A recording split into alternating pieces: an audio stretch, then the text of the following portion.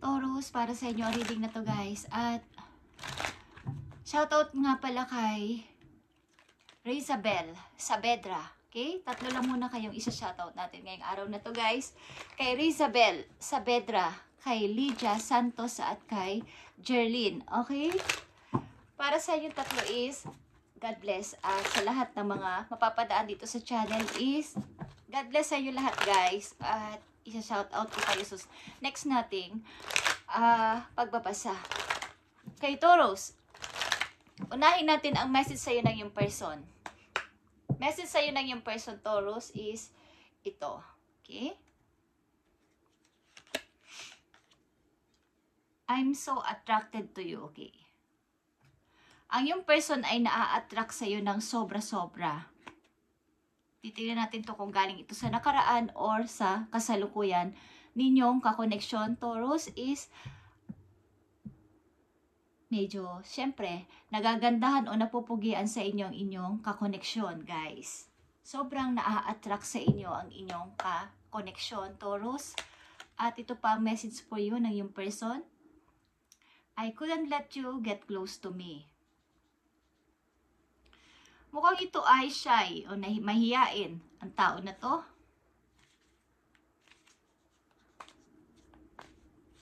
Siguro kapag nasa malapit sa iyo ang tao na to is medyo nahihiya siya o hindi siya mapalagay, nagpapanik kapag malapit ka na sa kanya, Taurus. At isang message na lang po you galing sa yung person, Taurus. I will wait for you. I will wait for a sign from you. Mukhang ang tao na to na may connection sa iyo is hindi masyadong masabi ang kanyang nararamdaman. Maaring crush ka ng person na to, Taurus. Naghihintay siya ng sign galing sa iyo. Ano mang sign yan? Kung ikaw ay magte-text, ikaw ay magtatawag sa kanya, o ikaw ay magpaparamdam sa kanya na may gusto ka rin sa kanya. Naghihintay siya ng sign buhat sa iyo. Maaaring alam ng tao na to na ikaw ay may nakaraan na masakit sa buhay, kaya mukhang naiilang ito na ikaw ay kausapin or bigyan ng baga magparamdam. But maybe ang tao na to ay sobrang na-attract sa'yo. Crush na crush ka ng person na to, Taurus. Uy, Taurus. God is your source. Okay.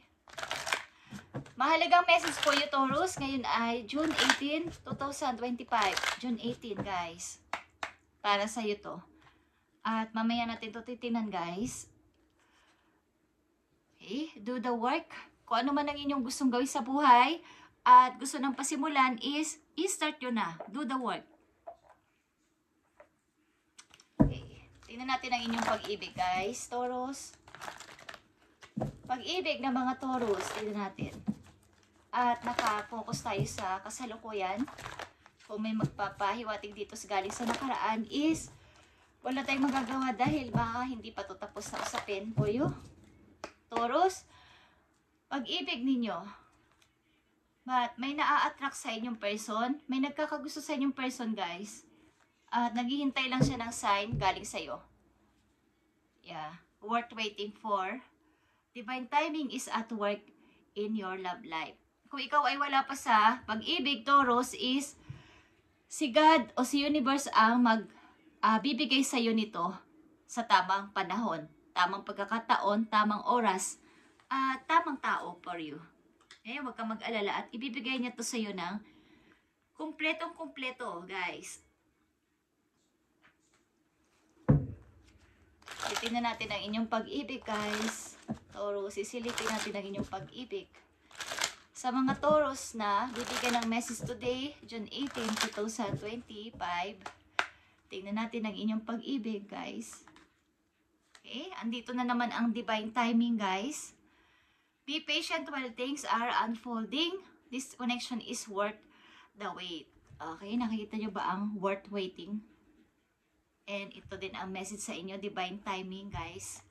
Okay. Maaaring ikaw ay may kakoneksyon man is hindi mo pa sure kung siya na talaga 100%.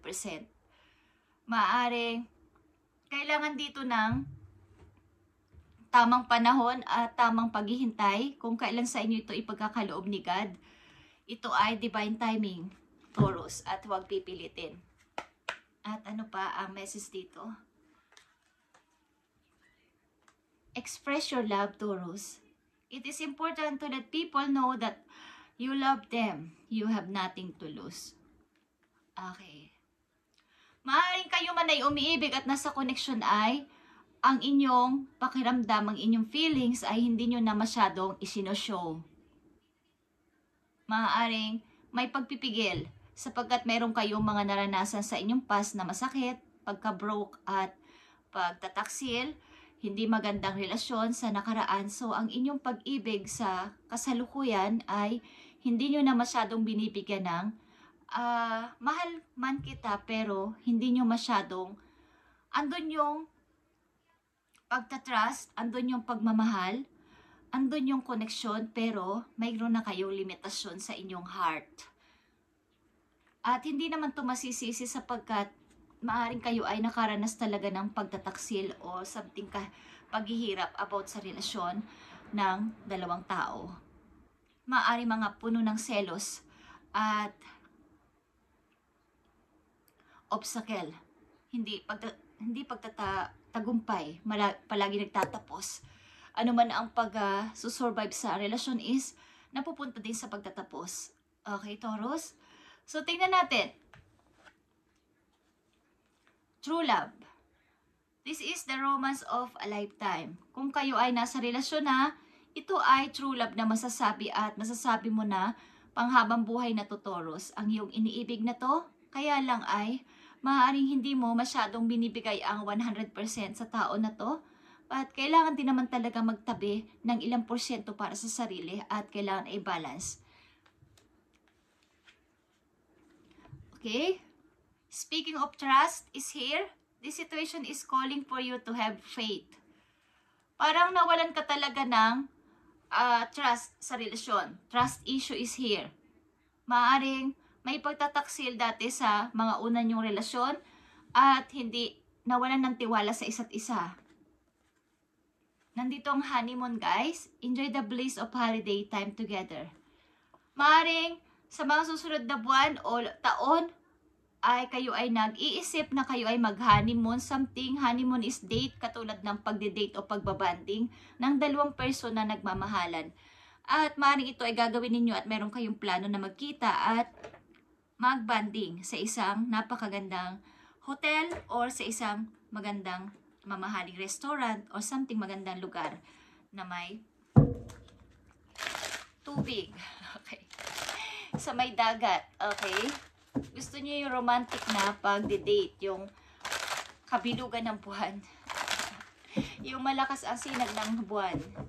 Okay guys, enjoy nyo to kung kayo ay magdi-date ng iyong mahal na to sapagkat ito ay tinuturing mo maybe true love at gusto mong makasama habang buhay.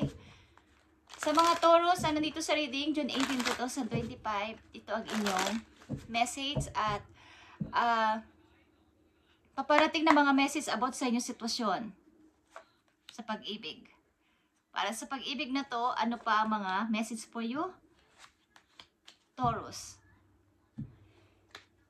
Ikaw talaga ay heartbroken, Taurus. At marami talaga ang lumayo at marami talagang nanakit sa puso mo at para kang, alam mo yung nagdurog-durog ang puso mo, nagkadurog-durog. At natuto ka talaga sa buhay na, kumbaga maging humarap sa kung ano ito, kung ano lang ako, is ito yung gagawin ko ngayon. Kumbaga, niisip mo palagi yung future. Nandito ka man sa present na connection, present mong situation, about sa connection mo sa isang tao is, mayroong, alam mo yung life purpose mo sa buhay, na kailangan kong maging, laging papunta doon sa unahan ng aking pag-iisip. Tatalikuran ko na ang nakaraan ko para sa pagpo-forward ko. Okay. Five of Swords is here, guys. Marami kayong sinakripisyo sa buhay, lalo na sa pag-ibig.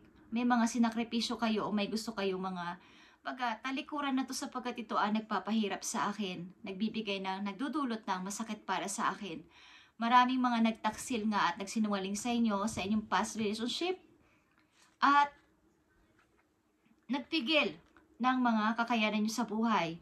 Kayo ay maaaring tinalikuran ng maraming tao at kumbaga ay nawala ng tiwala sa sarili, kumpiyansa sa sarili nung mga nakaraan yung relasyon. Nandito ang King of Cups, Scorpio energy, but this is you bilang isang kalmadong person na talaga namang mayroong pagpipigil sa emosyon. Magaling kayong mag-manipulate ng inyong emosyon. Kumbaga ay kaya ninyo itong pakalmahin, kaya nyo ring magsalita ng mas higit pa sa inaasahan ng iba o ng mga taong kumakalaban sa inyo. Kaya ninyong i-manipulate ang lahat, kaya nyo ring kontrolin ang inyong emosyon. But andito yung kalmadong pag-iisip para sa next move. Okay? Sa mga Taurus na nandito is meron kayong kalmadong kaisipan about sa inyong kakoneksyon na to. Maaaring pinipigilan nyo rin ang emosyon nyo at tinadaan nyo sa kaya hindi nararamdaman ng inyong partner na mahal ba ako ni Taurus? Seryoso ba sa akin si Taurus? Meron kasi kayo mga naranasan na hindi nila alam at hindi nyo ino-open sa inyong kakoneksyon, Taurus. Kaya hindi nila alam o nanghuhula sila bakit ganito ang inyong ugali. Okay? Tingnan natin pa iba pa mga message po yo, Taurus, na maaaring magbibigay sa iyo ng idea about sa pag-ibig. Kung kayo umiibig guys at nasa koneksyon na is balanse lang. Hindi rin naman masamang magbigay ng porsyento sa sarili. Kaya lang yung sobra na yung pagiging malamig nyo sa inyong kakoneksyon ay hindi na nararapat. Okay? Maaring apektado pa rin kayo ng nakaraan na marami sa inyong nawala. Maraming nanloko, maraming nagtaksil o hindi naging tama o hindi nagkaroon ng parang may trust issue sa relasyon is iba-iba naman ang tao guys. Iba-iba ang kapartner. Iba-iba din ang ugali nila. So, kailangan nyo na matuto ulit magtiwala sa inyong kapartner. Okay. The person you are meant to be will love you the way you are. You don't need to change. Okay. Maaring ang kakoneksyon mo, Taurus, ay masasabi mo na wala naman siyang demand o hindi siya hindi siya demanding na person. Kahit sino ka at ano ang karakter mo, ano ang pinapakita mo sa kanya, wala naman siyang reklamo. Mahal ka ng tao na to, okay, Taurus? Wala ka nang dapat pang baguhin. Kaya lang andito yung jealous talaga kapag ikaw ay pumapasok sa relasyon, hindi na iiwasan ang selusan. At maaaring ikaw ay good-looking person, kaya maraming naa-attract sa'yo. Kahit nasa connection ka na, mayroong nagkakakrush sa'yo sa unang message pa lang. May nagkakakrush sa'yo, Taurus. Kahit nasa connection ka na. At, yeah. Andito yung trust and pagiging tapat sa karelasyon, guys. Hindi ko alam kung ikaw, Taurus, o ang iyong karelasyon ay paliko-liko o namamangka sa 2 ilog o mga 3 o 4 pa. Okay? Kaya andito talaga yung trust and parang honest na salita na kaya hindi nagiging successful ang mga nagiging karelasyon ninyo is yung pagtitiwala at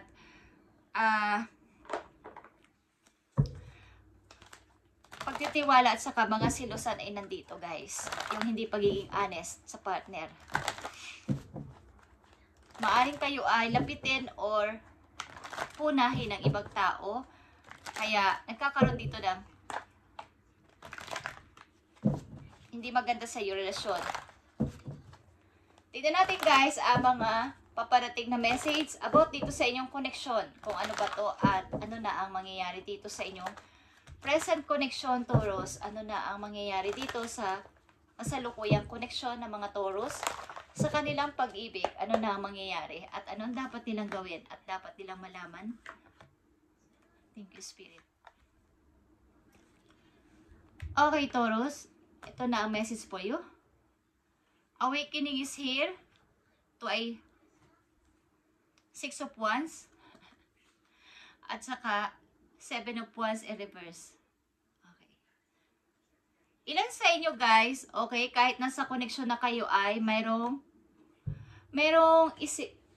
pag-iisip pa din na kailangan ko na ba lumaya talaga sa nakaraan? Palayain ang sarili ko papunta sa bago. O kaya ay, bakit hindi ako, hindi mawala sa akin yung pagdidepend ko sa sarili ko na wala akong masyadong tiwala sa karelasyon ko. Kahit na magkaroon ako ng karelasyon is, andito pa din yung aking, para kasi kayong defensive. Feeling nyo lagi kayong sasaktan. Feeling nyo lagi kayong iiwanan. Okay, Taurus? Kaya andito yung konti lang na kayo ay masaktan at nalalaman nyo o nararamdaman nyo na kayo ay parang niloloko ay agad-agad kayo nag-move palayo. Gusto nyo ko na agad maging free. Freedom. Gusto ko na ulit agad-agad umalis sa sitwasyon na to. Madali lang kayong umalis sa koneksyon. Taurus, na nandito sa reading, madali lang kayo umalis kapag ginusto nyo sapagkat andito nga yung inyong ugali na nasasalamin pa din ang nangyari sa inyo sa nakaraan na parang lagi na lang akong ginaganito ng mga nakakarelasyon ko. So, dapat ko silang unahan bago pa nila ako lokohin. Dapat ako muna ang umalis bago mangyari ito. Andun yung pride and phobia. Okay, Taurus? At ito ang message for you. Deservingness. Okay? You are beloved child of God, Taurus, like everyone else, and you deserve to receive the support that will allow you to focus upon your divine life purpose. Even if you can't yet message your lovable qualities, trust the God is the angels that can see how amazing you truly are. About ito sa inyong life purpose sa buhay na maaaring dito kayo nakafocus ngayon sa inyong pagpapaunlad sa sarili. Nakikita ko dito, I feel na kayo ay kahit nasa connection na ay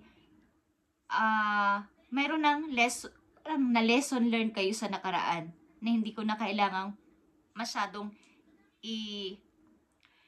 i-focus ang sarili ko. Nasa pag-ibig man ako at mahal kita is meron ako mga gustong gawin sa buhay at inahati-hati ko to. Pag-ibig, karir, sarili ko. Kaya ang pakaramdam ng inyong, lalo na kapag demanding ang inyong karelasyon, is parang walang gana, naboboring. So ang nangyayari dito, nalalaman nyo na nanlalamig na ang inyong karelasyon, kayo na ang aalis. Bago pa kayo iwan, kayo na yung unang aalis at magdidistansya sa kanya. So, ang nangyayari dito, hindi kayo nagtatagal sa isang relasyon at umaalis na kaagad. But, hindi ako nakakakita dito o hindi ko nararamdaman dito na kayo ay nalulungkot. Hindi nyo nararanasan na umiyak kapag kayo ay umalis o naiwanan sapagkat para kayong sa energy ng King of Cups kasi kayo ay namamanipulate nyo ang emosyon ng isang tao. Okay? Sapagkat ngayon ang inyong focus maybe ay dahil naranasan nyo naman ang mga bagay na to sa inyong past is magkaroon with or without na pag-ibig naman is kayo ay nakafocus sa inyong career and pag-grow sa sarili. Okay, Taurus?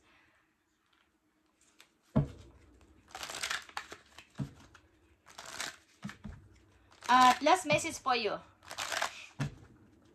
Maaaring ang Taurus na nandito sa reading ay with or without pag-ibig ay okay lang. May dumating o wala, okay lang. Pag nandyan, bibigyan nyo ng pansin, but may iba rin kayong ginagawa sa buhay. Something. Kaya,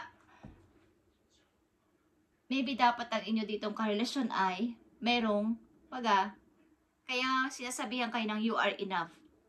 Hindi mo naman kailangan ng paguhin ang sarili mo o ikaw lang, nandyan ka na is okay lang. Okay? Maaring hindi naman mapaghanap ang iyong karelasyon sa kasalukuyan. Taurus, ito ang inyong message. What areas of your life are you avoiding?